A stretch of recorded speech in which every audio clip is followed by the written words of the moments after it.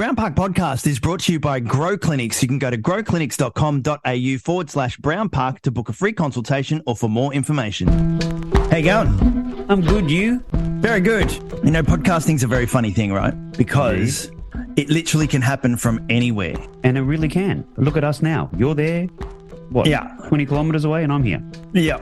And I am sitting in amongst a pile of kids' crap at the moment. And I mean a pile of kids' crap, which makes it very hard to do a podcast with somebody professionally when I'm looking at the shit pile that's around me. Lucky we're not professional.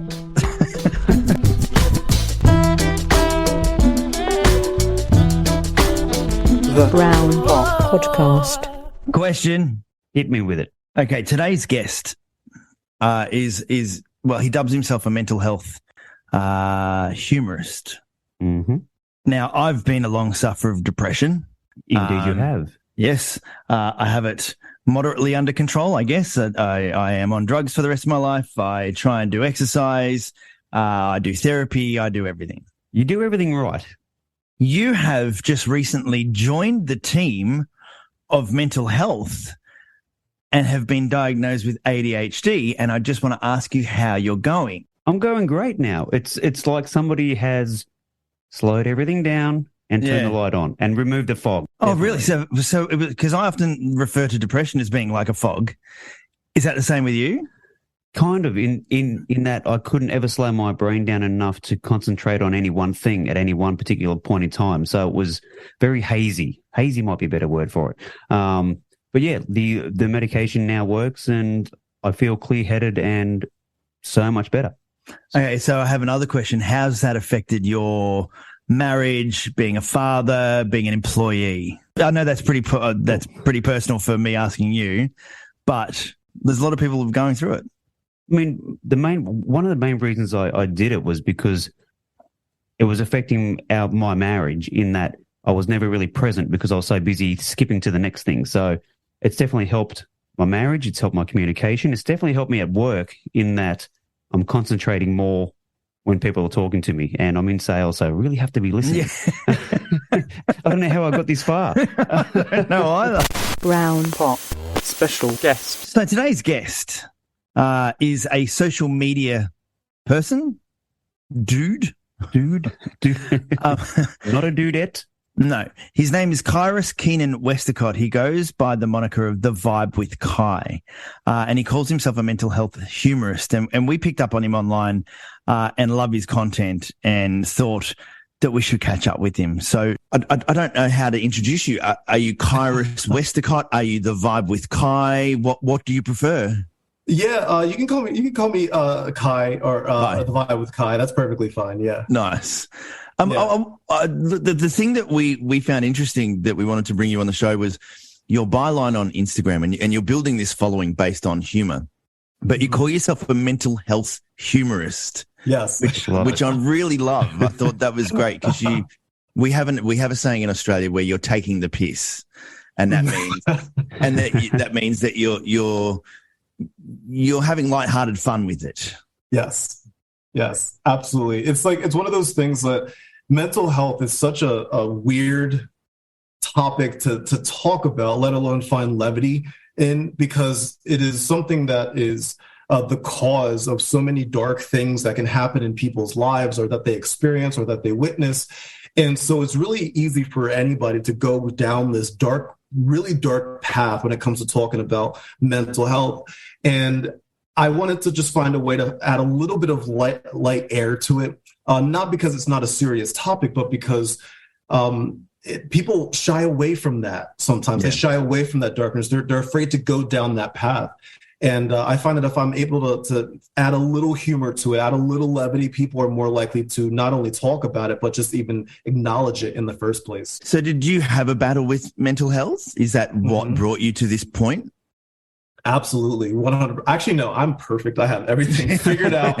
So does everybody. Yeah. I won mental health. It's a great game. I won. Yeah. It's funny. It's funny you asked that because I did not really even believe that mental health issues were a thing until, honestly, and this is God's honest truth, this year. Really? I was diagnosed with severe depression and high functioning anxiety in February of this year. Wow. I went my entire life thinking that things like anxiety and depression and all of that type of stuff, I went my entire life believing that it wasn't real, that it was just a sign of weakness in your body. Because I played sports my entire life. So like if I got sad, my coach would be like, hey, suck it up. Let's go, get back on the field, throw some theoretical dirt on it and let's go. And that's what the mindset that I had, especially in the Black community, like with the people that I grew up around, it was just like, yo, toughen up, let's go. And so there was a lot of things that I just suppressed. Yeah. And it got to a point earlier this year, I'm 34 years old, and I'm like, something is wrong. Something is not right. Something is happening that's out of my control, and I don't know what to do. And I went to my doctor, and I was like, help me, please help me. Something's wrong. And they pointed me towards therapy, started going to therapy and started, talking to people. And I'm like, oh, it really isn't just me. It's my brain. There's a literal chemical imbalance in my brain that I've had my entire life that I suppressed until now. So yeah, it's been a crazy time period for me. So how's the journey been? Oh man. Just this year alone, it has been educational. Yeah. It's been humbling. It's been scary, but it has also been so exciting because not only do I get to share my story on my platform with so many people, but more importantly, I get to hear other people's stories, and I get to allow people to use my platform to tell their stories. And it's great because people will understand that they're not alone. That's one of the easiest things to think about when you're going through stuff like this, is that I'm the only person that's dealing with this. My life sucks. I have to deal with this all alone. But when you realize that there are other people that are like you, that have either been through this or are currently going through this or might go through this in the future, once you realize that you're truly not alone in this journey, new doors open up for you, and it's fascinating to watch. So what was the moment that you when did you decide you needed to go to the doctor and talk to somebody? Was there a moment that you went, hang on, things have to change? Absolutely, yes. So that's a great question. There was a moment back this was like late January, early February, when I was laying in bed, and it was a Friday.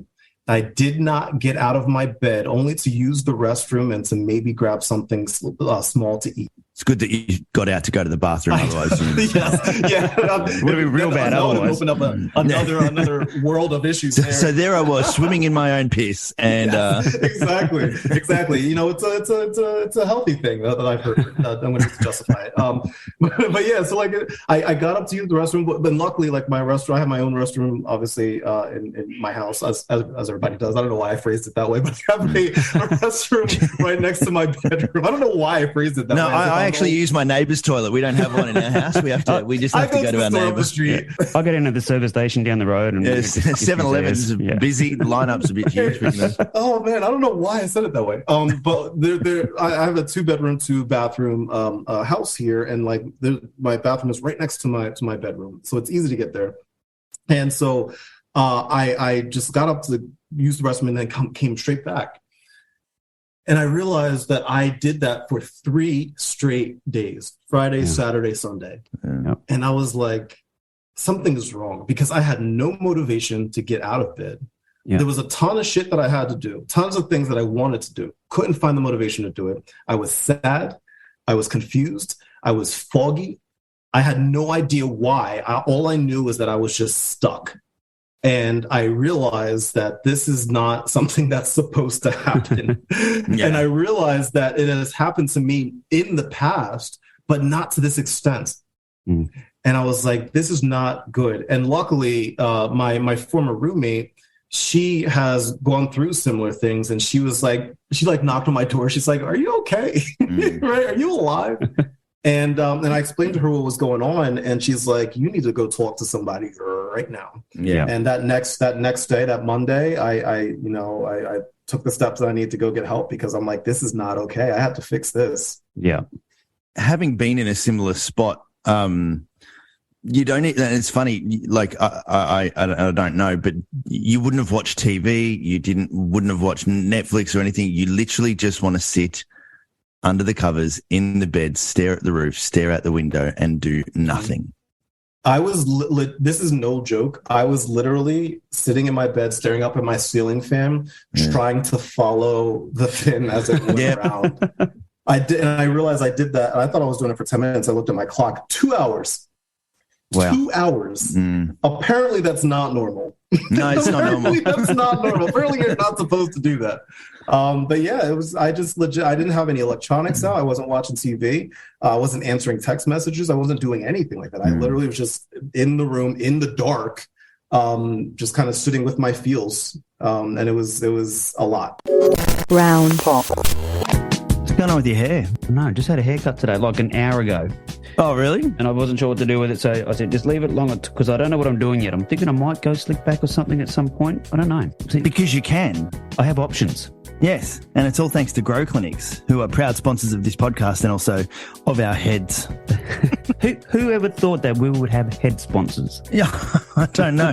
Let's get it tattooed across our forehead.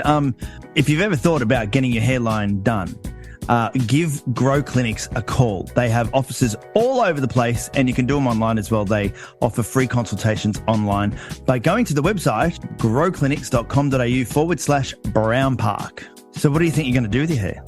I don't know. I have no idea. Mohawk. I mean, I have legit thought about mullet. Imagine rocking into work with a mullet. That would be somewhat. You should mullet it up. I still don't mean. Look, though the opportunity is there. Sometimes you don't have to explore said opportunity. You can just let that go. I don't. Just do not get the mullet. Yeah. Don't get it. Now, if you do have a mullet though, and you're finding that your business on top is slowly growing backwards, going into recession, then you should go and have a chat to the team at Grow Clinics as well. And if you're not ready for a hair transplant, they've got plenty of other options that they can discuss with you, as well as the hair transplant. growclinics.com.au/Brown Park and get your mullet fixed. Brown pop. I want to go back to something you said in between that. You said that it's not something really dealt with in the Black community. Is it now something that's starting to get there, or is it still something that, like you said, is just like, nah, suck it up and move on? When I was growing up, there were two types of people that I looked up to: athletes and hip hop artists, right? Because that's all I knew. Right. I grew up with, Allen Iverson and Michael Jordan and all these other people. They weren't talking about mental health at the time. No. Hip hop artists were definitely not talking about mental health at the time.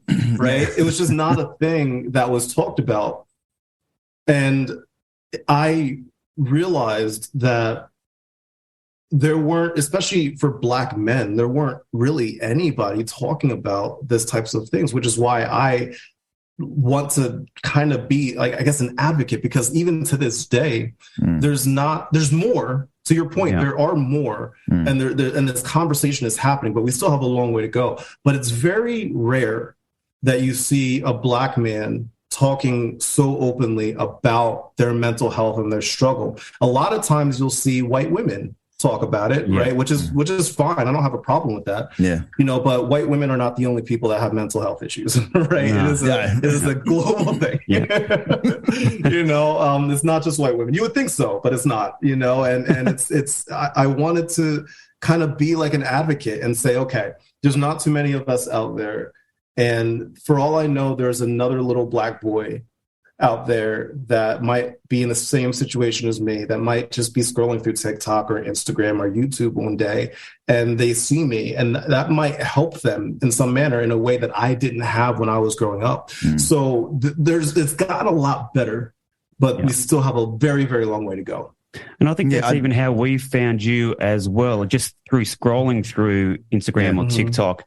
And I can't remember which one it was, but I saw it and I went, oh my God, that's me. And I'm, the conversations you have with yourself are the exact conversations that quite a few of us are having every day. And not until you come across content like yours that you go, hang on, I'm not in this boat alone. And it's okay to make light of it, because if you're making light of it, at least you're talking about it. Yes, absolutely. And I always say to people, you don't have to have all the answers, right? You don't have to have everything figured out. It's okay to just kind of talk and kind of process out loud sometimes, or honestly, even just to listen. a lot of times I'll go live on TikTok or Instagram and I'll just let people talk. And most of the time I will just learn just by listening to them, hearing how they process things, hearing how they deal with things. I've learned so much from that community just by listening. And I know that there's other people out there that can do the same. I think one of the things that we found with Dion has only this year been diagnosed with ADHD. Yeah, at 45. I don't know. Yeah. And I think that's one of the things that we got with your videos, because you tackle ADHD as well, and he's sort of gone, oh my God.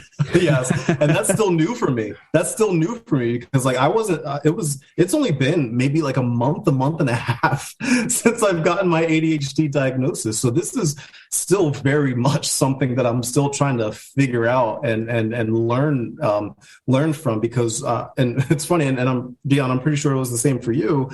You realize that some of the things that you did or went through when you were younger were symptoms of ADHD, but you just would either suppress it or push it to the side. And then once you educate yourself on it, you look back and you're like, oh my God, that was life telling me that it's right there. It's right there. And I'm going to sit back on this one and let Dion go. Well, Kai, if you only knew half the story. So I got kicked out of class a lot. My report cards at school were atrocious. So when I went to the psychiatrist to get my diagnosis, I took my report cards in, and this psychiatrist is reading it going, mate, your textbook. Like, Dion's smart, but he can't concentrate. Dion would be good if he would stop disrupting the class. And it didn't only translate into school. It was outside of school where I made just stupid, impulsive decisions. And when I had this session with this psychiatrist, I just burst into tears when he gave me the validation for it. I'm like, oh my God, it all makes sense in this moment. Can we tell the dining room table story? Because I think that was almost your moment of going, okay, yep, that's possibly not. Are you comfortable telling the story? Yeah, it's fine. All right. This story better not let me down. There is a big build up here. And I'm so excited. It better not let me down. Well, I don't know. I think Christo's builds it up a bit now. But so my wife was out looking at a new dining room table, and she sent me a photo of it, and I went, yeah, that's good. You know, gold, do it. So straight away, I then proceeded to take the current dining room table into the backyard and cut it up with a chainsaw, and then send her a photo of the table cut up into about 6 pieces.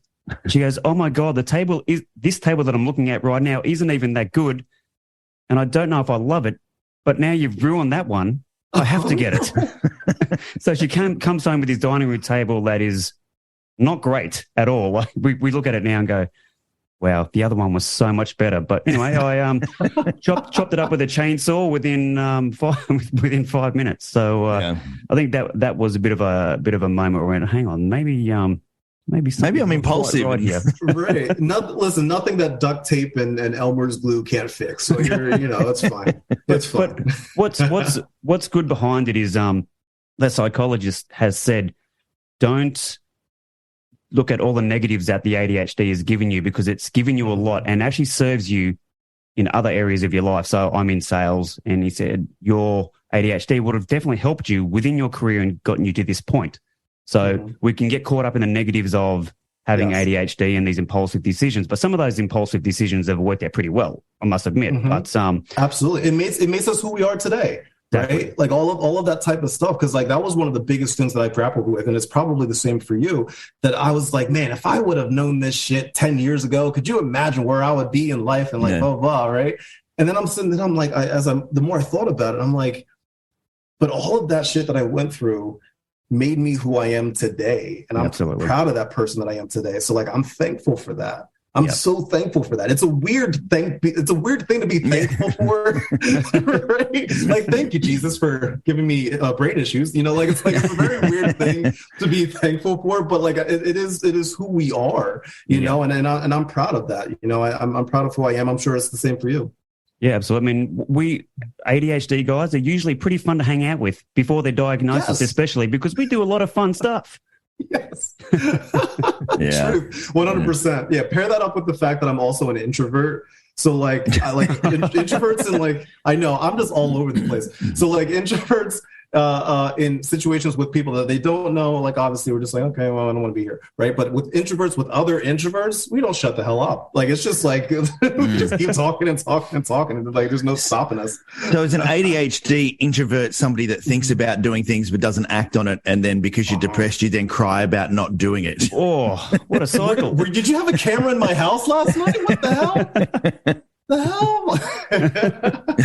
Oh my God. ADHD paralysis is real, man. It's a real thing. It happens for sure. Well, this is something that you tackled on your podcast as well. Only recently was the ADHD paralysis. What is that? Whew, boy, there's so many different iterations of it, but I'll tell you how it's affected me. So, I will sit on my couch. And I will have everything planned out. And I'll be like, I'm going to do this today. I'm going to tackle that. And you're excited for it. You got all this planned. And then you're like, I'm going to start it in 5 minutes, right? And I'm gonna get up and I'm going to do my shit. I'm so ready, right? 5 minutes goes by. And you know what? I'm going to do it in like another 10 minutes. You know, I'm pretty comfortable. I worked hard this week, so I'm just going to go. And the time keeps going on and on and on. And you keep justifying the reasons why you should push off. And then you realize that an hour, 2 hours goes by and you're just sitting there and you're like, I want to do this, but I can't get up. Wow. I can't find the motivation to just, all I have to do is stand up from where I am and walk to the kitchen and I'll be able to do the dishes. I spend more time, this is a big issue with mine, I spend more time prepping my day. Yep. Than actually executing my day. I have it all planned out. Sometimes I just can't do it. So you just sit there. You just sit there and you're just like, and then you just keep justifying it. You know, I'll just do it tomorrow, or I'll do it later this week. No. Got to do it now. So I keep my shoes on. For me, it's as simple as that. I keep my shoes on. And that helps me I won't, yeah, I haven't taken my shoes off in 3 years. So I don't even know what's happening down there. It's crazy. Brown Pop. This podcast, the Brown Park podcast that you're listening to right now, is proudly supported by Grow Clinics. Thank you, Grow. I was at a function with a bunch of people, and people are always very wary about asking me about their hair. And I am an open book. And I had somebody gingerly come up and go, I just want to ask you about your hair, but how do you feel about it? And I've gone, I feel great. I have hair. I've got confidence. I have hair. I will shout it from the rooftops, and I will shout the name Grow Clinics from the rooftops as well. There's a song in that somewhere. I also caught up with an old customer of mine yesterday, funnily enough. And he goes, whoa, the hair. And I'm like, yeah, I had a hair transplant. And he goes, does it grow? I'm like, yeah, it grows. I mean, and I, pulled my hair back and I said, yeah, it grows like normal hair. He's like, well, that's so weird. I'm like, it is weird, but it's something that is a thing now. Well, I also had somebody say, so where did they get the hair from? Is it fake or is it real? And I'm like, no, it's from the back of my head. Nowhere else. It goes to curly if it's from somewhere else. growclinics.com.au/Brown Park. Go there and check it out. Brown Pop. How do you find coming up with all, and to take a different tack, how do you find coming up with all the content that you've got to post to try and keep building this following online, particularly because, like you just said, you suffer from ADHD paralysis where you don't want to do it, but then you've got to do it. And then not only that, you've then got to load it to Instagram and TikTok and Snapchat and YouTube and now there's Be Real and there's, all these different LinkedIn there, Facebook, and none of them all link up together. So you've got to go through individually and make sure they're all right. Yeah. Mm-hmm. How do you motivate yourself to do that? I will say that I'm 50% successful with it, right? I don't want to sit here and say that I have it all figured out because I don't. There are times that I have so many things in my drafts right now that I just maybe have to edit, or I have a bunch of, I keep a notebook with me at all times where I just write down ideas for things that I want to film. It's hard. It's really, really hard. But what I do is I remind myself why I'm doing it, right? There are a lot of emails and stories that I get and DMs from people that I get telling me how I've affected their life in some way. And it's such a invigorating thing to know that I've helped somebody with my nonsense, right? And so like I just kind of remind myself about that, and it kind of reminds me why I should just stand up and film it, why I should just like put it together, because like I honestly, dude, I don't care about numbers. One person can watch it, 1 million people can watch it. I don't care. If I can help at least one person at the end of the day, then all this shit's worth it, man. Every single hard time, every single time that I spend hours editing or putting something together, it makes it all worth it. So I just remind myself of that. And to answer your other question, from an idea perspective, honestly, I take things that have actually happened to me and I say, okay, how can I make this funny? It's a really hard thing to make funny, and this is really happening to me. But if I had to tell this story to a bunch of like little kids and try to make them laugh, how could I do that? So there's a lot of things that I don't know how to make funny, but I'll just write down the idea, and if something comes to me, I'll film it. And the good thing is you don't have to leave your house; you can just do it all there. 100%. It's all right here. Right. Let me tell you, my windows, I have the perfect light that hits me in the morning. Yeah. Man, makes my eyes pop. You don't need a ring light. You're good. Yeah, love it. Now, I was also reading you were an actor, singer, dancer, and model. Oh, you were the triple threat. Quadruple threat. I try. Yeah, man. But my dream is to I want to be in movies. I want to be on TV and Broadway, the West End. I want to do all that stuff because that's what I went to school for. Believe it or not, I went to I was a major marketing communications and a minor in theater and acting, and I've done that my entire life. And there's just something invigorating about being a character on a stage or on screen. It's just so interesting to try to embody somebody else. And I think that has to do with me wanting to escape myself. Yeah, you get to be somebody else. When I was younger. Yeah. Absolutely. I get to put a little, mask on and pretend to be somebody else. And people are sometimes really surprised, especially when I was younger, that I would be up on stage and I would do this whole big song and dance. And I'm like, oh, look at me. I'm Hugh Jackman, except I'm black or something like that, right? And I'll be like, Hugh Blackman. Yeah, exactly. I'm Hugh Blackman. Exactly. I might have to write that one down. So like I do this whole big thing. And then after the show, people would come up to me. They're like, yo, Kai, blah, blah. And I'll be like, oh, thanks so much. And I'm just like very like reserved to myself if I even go out in the first place, because I don't want to go talk to people. And they're just surprised. Like, are you okay? I'm like, no, I'm fine. I'm just going to go home, and like, because I don't have that mask in front of me anymore. How does an introvert get into that then? Because I would imagine that's really pushing you out of your comfort zone every time you go in to do it. Mm-hmm. I did it for a girl the very first time in middle school. I did it for a girl, and I found out she was auditioning for the school show, and I was like, oh, I guess it can't be that bad. And so I auditioned for the school show for the whole hope of trying to be her boyfriend. I not only did I get into the show, but I got her. I got good the girl. Work. Yay! Excellent thing. Yeah, and so like it was great. And here's the thing: the moment that I realized that this is something that I would enjoy.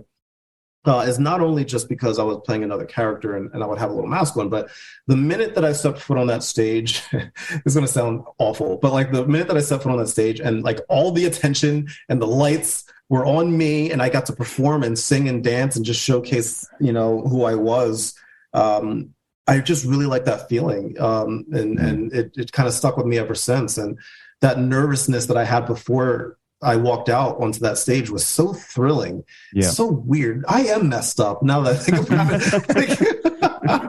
It was just so thrilling, man. It was great. You're not.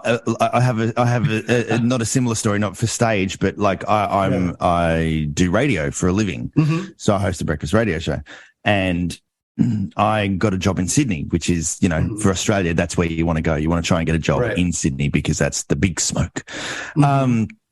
So I got a job down there and went down, and we had a bit of a lunch the day before I was due to start the breakfast radio show in Sydney. And the guy that hired me, like I walked in the room and like I have depression. I'm a bit of an introvert, I would say. Am I an introvert, Dion? Oh, I reckon you're on the fence. I reckon you're only slightly on the introvert scale. Used to be. Yeah. And walked into this lunch, and my boss later told me, he said, when you were there at lunch, I literally went home and said to my wife, oh, fuck, we have hired the wrong guy. This is going to be a disaster because he doesn't speak and he was so quiet. And I don't understand how he's going to get on the radio, and I don't know what the fuck we've done. And now I've got to get out of this situation. And they go on the radio, and it's like you on stage. You want to be there. It's different. You can put a different mask on. And so I get on radio. I'm like, whatever you do.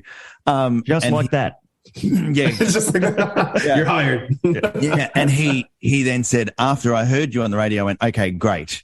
I've done the right thing. But when you're off air, you are not the same person you are on air. Absolutely. So it's a similar story. Absolutely. And I think that's a perfect way to kind of signify what it's like. And I'll take it a step further. One of the things I always love to clarify for people is that one of the easiest ways to differentiate an introvert from an extrovert is to think of it like a battery, right? Introverts, our battery drains when we're around people. So it's not that we don't want to be around people. It's not that we don't want to perform or be on the radio. It's just our battery drains when we are around people. So when we're by ourselves, that's when we replenish our battery.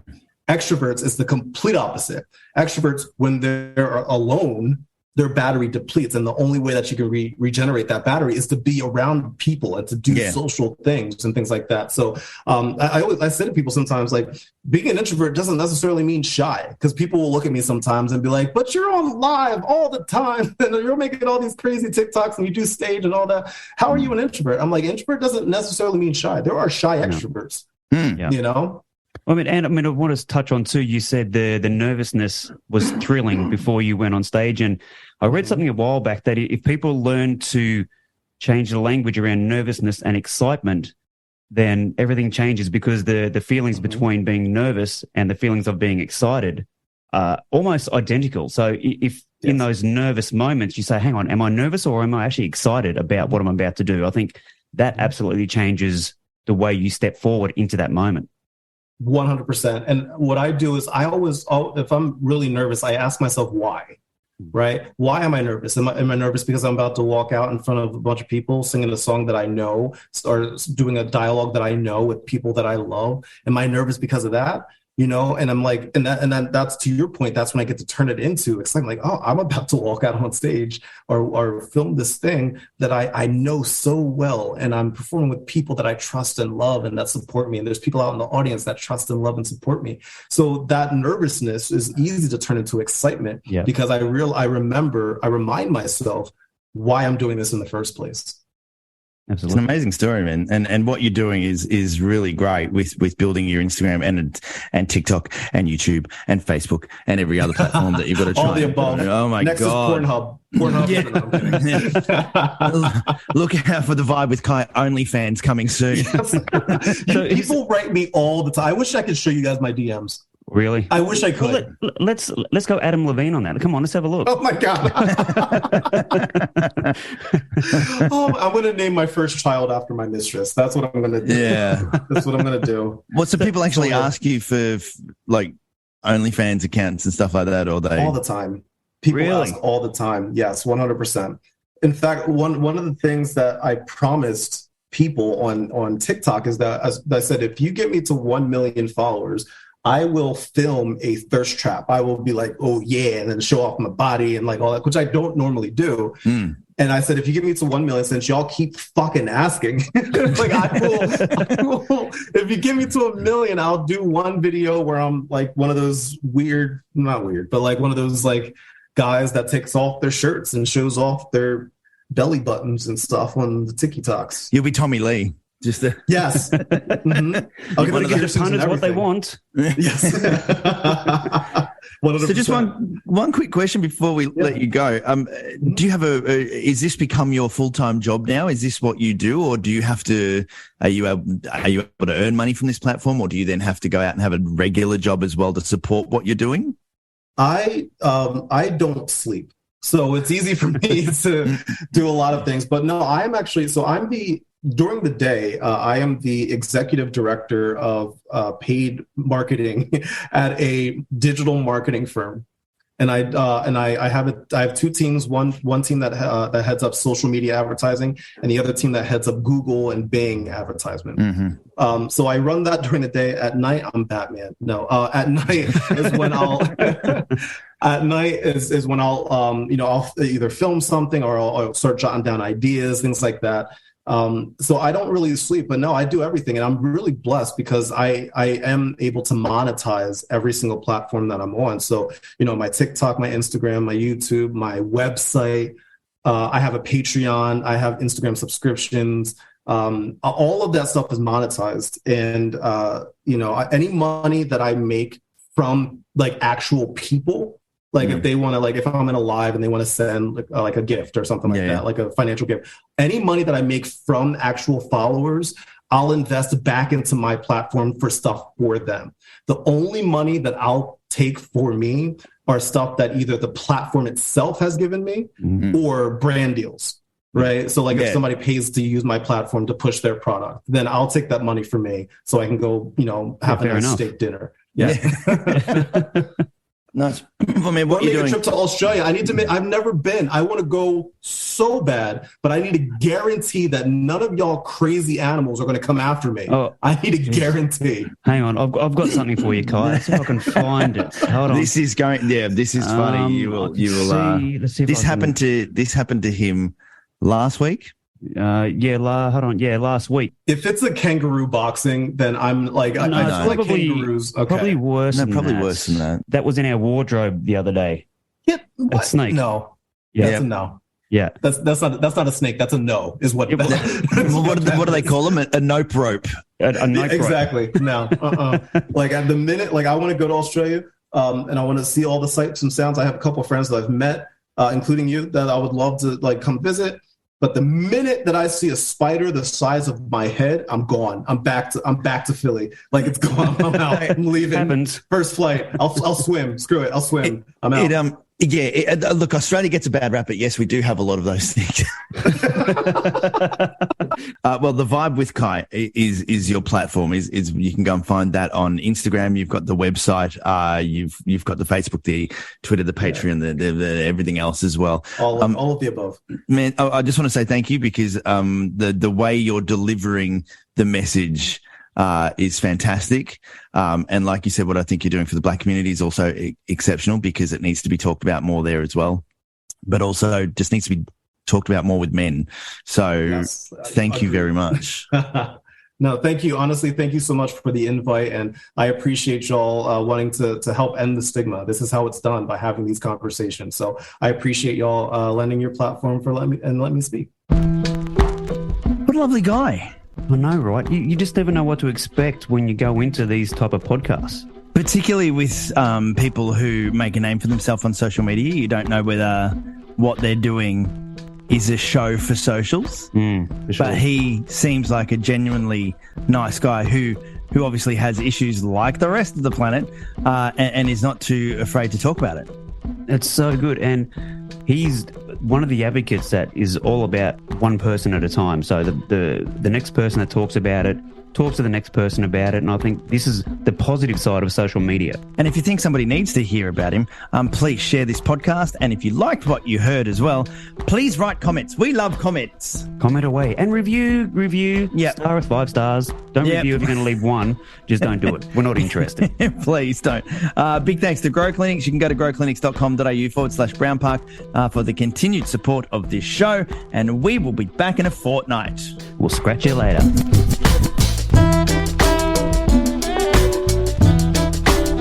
The Brown Park Podcast.